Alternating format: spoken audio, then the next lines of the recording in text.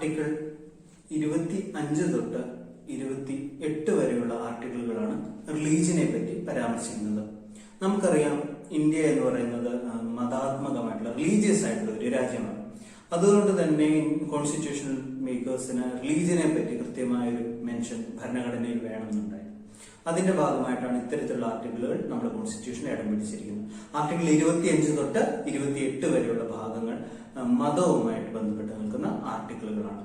അതിനകത്തെ ആദ്യത്തെ article 25 freedom of റിലീജിയനുമായിട്ട് ബന്ധപ്പെട്ട് 2-3 തരം ഫ്രീഡങ്ങളെ പറ്റി പറയുന്നത്. Freedom of conscience, free profession, to practice and propagate religion എന്ന് പറഞ്ഞ് 3 തരമായിട്ടുള്ള മതപരമായ സ്വാതന്ത്ര്യങ്ങളാണ് ഇന്ത്യയിൽ പറയുന്നത്. അതായത് നമുക്കൊരു മതത്തിൽ വിശ്വസിക്കാനുള്ള കോൺഷ്യസ്നെസ്, നമുക്ക് സ്വന്തമായിട്ടുള്ള ഒരു മതത്തിൽ വിശ്വസിക്കാനുള്ള അവകാശമുണ്ട്, freedom of consciousness. Free profession എന്ന് പറയുന്നത് to right freedom to profess religion എന്ന് പറയുന്നതുകൊണ്ട് ഉദ്ദേശിക്കുന്നത് നിങ്ങൾക്ക് ഒരു മതത്തിന്റെ ഡിക്ലെയർ ചെയ്യാൻ, ഞാൻ ഇന്ന മതസ്ഥനാണെന്ന് ഡിക്ലെയർ ചെയ്യാനുള്ള, മതസ്ഥനാണെന്ന് സ്ഥാപിക്കാനുള്ള അവകാശമുണ്ടെന്നുള്ളതാണ് പ്രൊഫസർ എന്ന് പറയുന്നതുകൊണ്ട് ഉദ്ദേശിക്കുന്നത്. മറ്റൊന്നെന്ന് പറയുന്നത് ഫ്രീഡം ടു പ്രാക്ടീസ് എന്നുള്ളതാണ്. നമുക്ക് ഒരു മതത്തിന്റെ ചടങ്ങുകൾ അനുഷ്ഠാനമായിട്ട് പാലിക്കാൻ, ഇപ്പോൾ അത്തരത്തിലുള്ള മതാചാരങ്ങൾ പാലിക്കാനൊക്കെയുള്ള പ്രാക്ടീസ് ചെയ്യാനുള്ള അവകാശമുണ്ടെന്നുള്ളതാണ്. അവസാനമായിട്ട് വരുന്നത് പ്രൊപ്പഗേറ്റ് റിലീജിയൻ എന്നുള്ളതാണ്. പ്രചരണം നടത്താൻ, മതപ്രചരണം നടത്താനുള്ള അവകാശമുണ്ട് എന്നുള്ളതാണ്. അപ്പോൾ റിലീജിയനുമായിട്ട് ബന്ധപ്പെട്ട് നിൽക്കുന്ന ആർട്ടിക്കിൾ 25 3 തരം അവകാശങ്ങളെ പറ്റി സംസാരിക്കുന്നു. കോൺഷ്യസ്നസ്, പ്രൊഫഷൻ, പ്രൊഫസ് ചെയ്യാനുള്ള അവകാശം, അത് മതത്തിന്റെ കാര്യങ്ങൾ പ്രാക്ടീസ് ചെയ്യാനുള്ള അവകാശം, പ്രൊപ്പഗേറ്റ് ചെയ്യാൻ, മതപ്രചാരണം നടത്താനുള്ള അവകാശം. ഇതുമായിട്ട് ബന്ധപ്പെട്ട് നമ്മൾ ഓർത്തിരിക്കേണ്ടത്, ഒരിക്കലും ഫോഴ്സ്ഫുൾ ആയിട്ടുള്ള റിലീജിയസ് കൺവേർഷൻസ് നമ്മൾ അനുകൂലിക്കുന്നില്ല അല്ലെങ്കിൽ പ്രൊമോട്ട് ചെയ്യുന്നില്ല എന്നുള്ളതാണ്. നിങ്ങൾക്ക് നിങ്ങളുടെ മതം പ്രചരിപ്പിക്കാം, പക്ഷെ ഫോഴ്സ്ഫുള്ളി ഒരാളെ മതം മാറ്റം നടത്തുന്നത് ഇന്ത്യയിൽ ക്രിമിനൽ കുറ്റമാണ് എന്നുള്ളത് ഓർത്തിരിക്കുക. Article 26 right to manage religious affairs എന്നുള്ളതാണ്.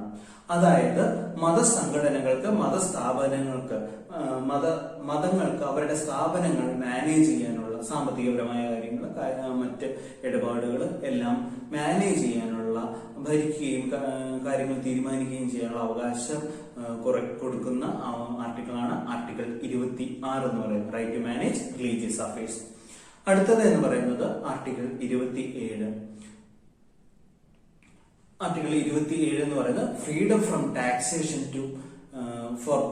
Taxation for promotion of a religion എന്നുള്ളതാണ്. അതായത് ഒരു മതത്തിന്റെ പ്രചരണാർത്ഥം അല്ലെങ്കിൽ ഒരു മതത്തിനെ പ്രൊമോട്ട് ചെയ്യുന്നതിന്റെ ഭാഗമായിട്ട് ഒരാളിൽ നിന്ന് പോലും ടാക്സ് കളക്ട് ചെയ്യാൻ പാടില്ല എന്നുള്ളതാണ് ആർട്ടിക്കിൾ 27 പറയുന്നത്. നിർബന്ധിതമായും അല്ലാതെയും ഒക്കെ ആയാലും ഒരു മതത്തിന്റെ പ്രചരണാർത്ഥം മാത്രമായി ഒരു ടാക്സ് കളക്ഷൻ അതിന് നിയമസാധുതയില്ല എന്നുള്ളതാണ് ആർട്ടിക്കിൾ 27 പറയുന്നത്. ആർട്ടിക്കിൾ 28 എന്ന് പറയുന്നത് freedom to attendance from religious instructions in education institutions എന്നുള്ളതാണ്. അതായത് വിദ്യാഭ്യാസ സ്ഥാപനങ്ങൾ, അതായത് സർക്കാർ നടത്തുന്ന, ഗവൺമെന്റ് നടത്തുന്ന വിദ്യാഭ്യാസ സ്ഥാപനങ്ങളായാലും ശരി, അതല്ല സർക്കാർ എയ്ഡ് ചെയ്യുന്ന, ഫണ്ട് ചെയ്യുന്ന വിദ്യാഭ്യാസ സ്ഥാപനങ്ങളായാലും ശരി, അവിടെ ഇത്തരത്തിലുള്ള ഏതെങ്കിലും ഒരു പർട്ടിക്കുലർ ആയിട്ടുള്ള ഒരു മതത്തിന്റെ ആചാരങ്ങൾ നടത്തുമ്പോൾ അവിടെ പങ്കെടുക്കാനുള്ള സ്വാതന്ത്ര്യം, പങ്കെടുക്കാതിരിക്കാനുള്ള സ്വാതന്ത്ര്യത്തെ പറ്റിയാണ്. അവിടെ അങ്ങനെ ഒരു ഇത്തരത്തിലുള്ള ചടങ്ങുകൾ പ്രോത്സാഹിപ്പിക്കുന്നില്ല. അതുപോലെ തന്നെ അവിടെ അത്തരത്തിലുള്ള ചടങ്ങ് നടക്കുമ്പോൾ അവിടെ പാർട്ടിസിപ്പേറ്റ് ചെയ്യണമെന്ന് പറയുന്നതും പാർട്ടിസിപ്പേറ്റ് ചെയ്യുക എന്ന് പറയുന്നതും തെറ്റായിട്ടുള്ള ഒരു കാര്യമാണ് എന്നാണ് പറയുന്നത് ആർട്ടിക്കിൾ 28. അടുത്തത് എന്ന് പറയുന്ന ആർട്ടിക്കിൾ 29 ആണ്.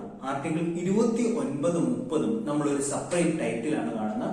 അതെന്ന് പറയുന്നത് പ്രൊട്ടക്ഷൻ ആൻഡ് ഇൻട്രസ്റ്റ് ഓഫ് മൈനോറിറ്റീസും മൈനോറിറ്റീസിന് എഡ്യൂക്കേഷൻ ഇൻസ്റ്റിറ്റ്യൂഷൻസ് നടത്താനുള്ള അവകാശത്തെ പറ്റിയാണ്. അതായത് റൈറ്റ്സ് റിലേറ്റഡ് വിത്ത് മൈനോറിറ്റീസ് എന്ന് പറയുന്ന ടൈറ്റിലാണ് ആർട്ടിക്കിൾ 29, 30 പെടുത്തിയിരിക്കുന്നത്.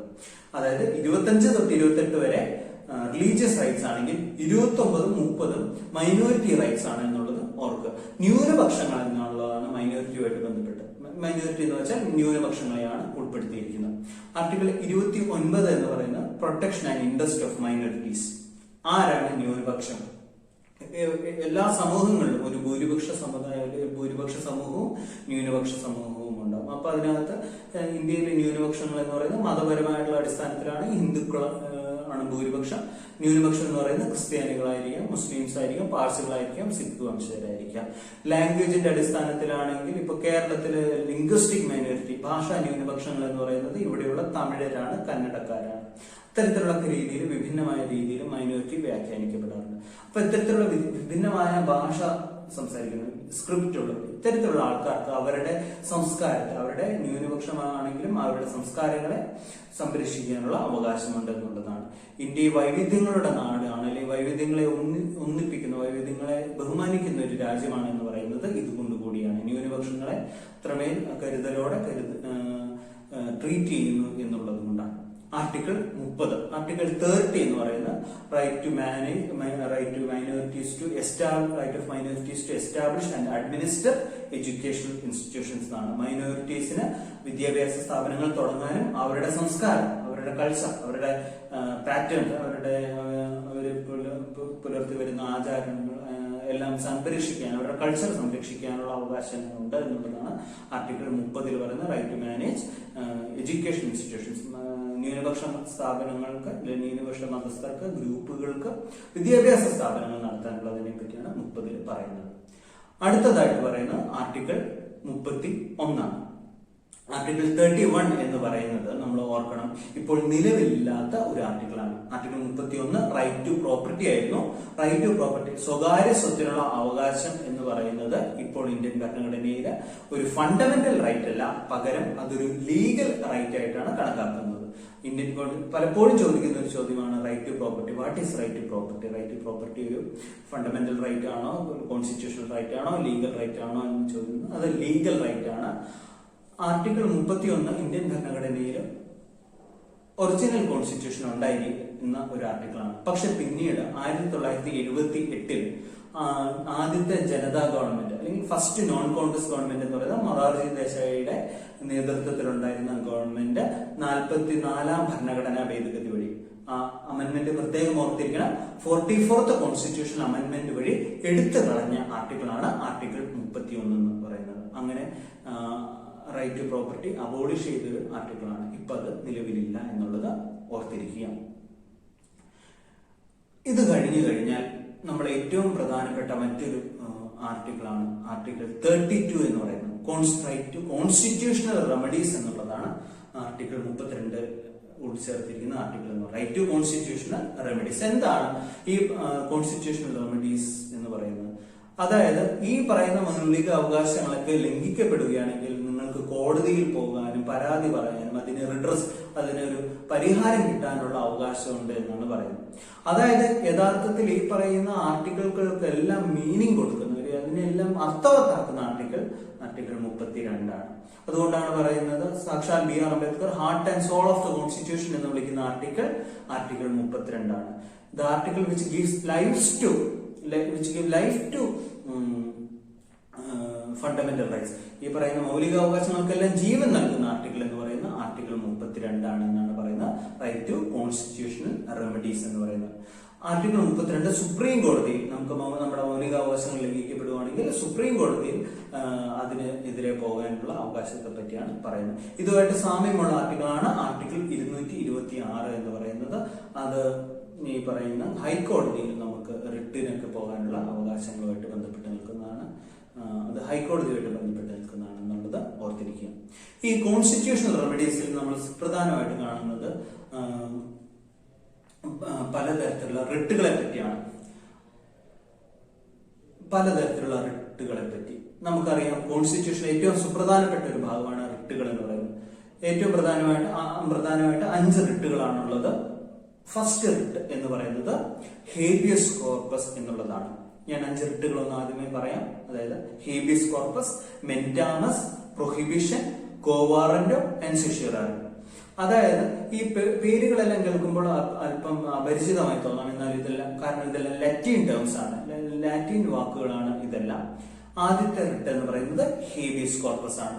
ഹേബിയസ് കോർപ്പസ് എന്ന് പറയുന്ന വാക്കിന്റെ അർത്ഥം എന്ന് പറയുന്നത് ടു ഹാവ് ദ ബോഡി എന്നുള്ളതാണ്. ടു ഹാവ് ദ ബോഡി, അതായത് ശരീരം ഹാജരാക്കുക എന്നുള്ളതാണ് ഈ റിട്ടിന്റെ അർത്ഥം. ഇത് സാധാരണഗതിയിൽ നമ്മൾ ഉപയോഗിക്കാറ് മാൻ മിസ്സിംഗ് കേസുകളിലാണ്. ഒരാളെ കാണാതാകുന്നു, അയാളെ കണ്ടുകിട്ടുന്നതിന് വേണ്ടിയിട്ട് നമ്മൾ കോടതിയിൽ ഫയൽ ചെയ്യുന്ന റിട്ടാണ് ഹേബിയസ് കോർപ്പസ്. മാൻ മിസ്സിംഗ് കേസുകളിൽ മനുഷ്യനെ അന്യായമായിട്ട് തടങ്കിൽ വെക്കുന്ന കേസുകളിലൊക്കെ നമ്മൾ ഫയൽ ചെയ്യുന്ന കേസ് ഹേബിയസ് കോർപ്പസ് ആണ്. ഇപ്പൊ രാജൻ കേസ് എന്ന് പറയുന്ന ഒരു ഹേബിയസ് കോർപ്പസ് കേസാണ്. അദ്ദേഹത്തിന്റെ അച്ഛൻ ഈശ്വരവാര്യർ ഫയൽ ചെയ്യുന്ന കേസ് ഹേബിയസ് കോർപ്പസ് ആണ്. പലപ്പോഴും നിത്യജീവിതത്തിൽ പലപ്പോഴും ഉപയോഗിക്കുന്ന, അല്ല നമ്മളെപ്പോഴും കേൾക്കുന്ന ഒരു റിട്ടാണ് ഹേബിയസ് കോർപ്പസ് എന്ന് പറയുന്നത്. അടുത്തത് എന്ന് പറയുന്നത് മെൻഡാമസ് എന്നുള്ളതാണ്. മെൻഡാമസ് എന്ന് പറയുന്ന റിട്ടിന്റെ അർത്ഥം എന്ന് പറയുന്നത് വി കമാൻഡ് എന്നുള്ളതാണ്. വി കമാൻഡ്, ഞങ്ങൾ ആജ്ഞാപിക്കുന്നു എന്നുള്ളതാണ്.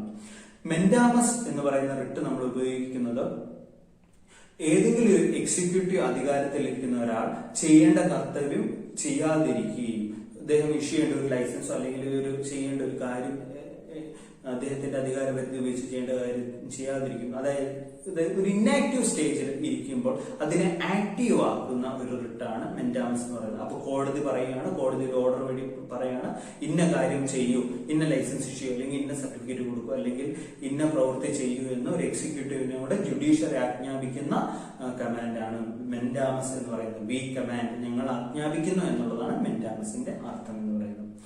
അടുത്തത് എന്ന് പറയുന്നത് പ്രൊഹിബിഷൻ എന്നുള്ളതാണ്. പ്രൊഹിബിഷൻ എന്ന് പറഞ്ഞു കഴിഞ്ഞാൽ ഒരു മേൽക്കോടതി കീഴ്ക്കോടതിയോട് പറയുന്ന ഒരു റിട്ടാണ്. ഈ പ്രൊഹിബിഷൻ എന്ന് പറയുന്ന റിട്ടിന്റെ പ്രത്യേകത അത് ജുഡീഷ്യറിയുമായിട്ട് ബന്ധപ്പെട്ട് നിൽക്കുന്നതാണ്. മറ്റു പോലെ എക്സിക്യൂട്ടീവ് ഭരണകാര്യങ്ങളോ അല്ല, ജുഡീഷ്യറിയുമായിട്ട് ബന്ധപ്പെട്ട് നിൽക്കുന്ന ഒരു റിട്ടാണ് പ്രൊഹിബിഷൻ എന്ന് പറയുന്നത്. മേൽക്കോടതി കീഴ്ക്കോടതി എടുത്തുകൊണ്ടിരിക്കുന്ന ഒരു നടപടിയെ സ്റ്റോപ്പ് ചെയ്യുന്ന, നിർത്തുന്ന ഒരു റിട്ടാണ്, നിർത്താൻ വേണ്ടി ഉപയോഗിക്കുന്ന റിട്ടാണ് പ്രൊഹിബിഷൻ എന്ന് പറയുന്നത്. ഇതുമായിട്ട് ബന്ധപ്പെട്ട ഒരു റിട്ടാണ് സെഷ്യോറാറി എന്ന് പറയുന്നത്. സെഷ്യോറാറി എന്ന് പറയുന്ന വാക്കിന്റെ അർത്ഥം ടു ബി സർട്ടിഫൈഡ് എന്നുള്ളതാണ്. അതായത് കീഴ്ക്കോടതി പരിഗണിച്ചുകൊണ്ടിരിക്കുന്ന ഒരു കേസിനെ അല്ലെങ്കിൽ ഒരു മാറ്ററിനെ ഇനി ഞങ്ങൾ പരിഗണിച്ചോളാം എന്ന് പറഞ്ഞുകൊണ്ട് മേൽക്കോടതിയുടെ പരിഗണനയിലേക്ക് എടുത്തു മാറ്റുകയും ചെയ്യുന്ന ഒരു റിട്ടാണ് സെഷ്യോറാറി എന്ന് പറയുന്നത്. പ്രൊഹിബിഷനും സെഷ്യോറാറിയും സാമ്യമായിട്ട് തോന്നാവുന്ന റിട്ടുകളാണ്. ഒന്നിനകത്ത് സ്റ്റോപ്പ് ചെയ്യുന്നതേ ഉള്ളൂ, മറ്റൊന്നിനകത്ത് ഒരു ട്രാൻസാക്ഷൻ നടക്കുന്നുണ്ട് എന്നുള്ളത് ഓർക്കുക. To B certified. സെഷ്യോറാറിയിൽ അത്തരത്തിലുള്ളൊരു മാറ്റമുണ്ട് എന്നുള്ളതും ഓർത്തിരിക്കുക. അടുത്തത് ഏറ്റവും അവസാനത്തെ റിട്ടേണായിട്ട് നമ്മൾ ഇവിടെ കാണാൻ പോകുന്നത് കോ വാറന്റോ എന്നുള്ളതാണ്. കോ വാറന്റോ എന്ന് പറയുന്ന പദത്തിന്റെ അർത്ഥം ഇൻ വാട്ട് അതോറിറ്റി എന്നുള്ളതാണ്. എന്ത് അധികാരത്തിലാണ് നിങ്ങളൊരു ആക്ഷൻ ചെയ്തത് എന്നാണ് ചോദിക്കുന്നത്. അതൊരു എക്സിക്യൂട്ടീവിനെതിരെയുള്ള ചോദ്യമാണ്. അത് എപ്പോഴും കോ വാറന്റോ നമ്മൾ അപ്ലിക്കബിൾ ആകുന്നത് ഒരു പബ്ലിക് ഒഫീഷ്യലിനെതിരെ മാത്രമാണ്. ഒരു പൊതു മേഖല അല്ലെങ്കിൽ ഒരു പൊതു ഓഫീസിന്റെ, പബ്ലിക് ഓഫീസിന്റെ ഹെഡ് ആയിട്ടിരിക്കുന്ന ഒരാളുടെ അധികാരത്തെ, അതിന്റെ യോഗ്യതയെ പറ്റി ചോദിക്കുന്ന ചോദ്യമാണ് കോ വാറന്റോ എന്ന് പറയുന്നത്. ഇപ്പൊ പലതരത്തിലുള്ള പോസ്റ്റുകളിൽ ഇരിക്കുന്നവർക്ക് അതിനുവേണ്ടി മതിയായ യോഗ്യതയുണ്ടോ എന്നൊക്കെ ചോദിക്കാൻ വേണ്ടി ഉപയോഗിക്കുന്ന റിട്ടാണ് കോ വാറന്റോ എന്ന് പറയുന്നത്. അപ്പോൾ റിട്ടുകൾ നമ്മൾ കണ്ടത് habeas corpus, mandamus, prohibition, quo warranto and certiorari. ഇതൊക്കെയാണ് ആർട്ടിക്കിൾ 32 അടങ്ങിയിരിക്കുന്നത്.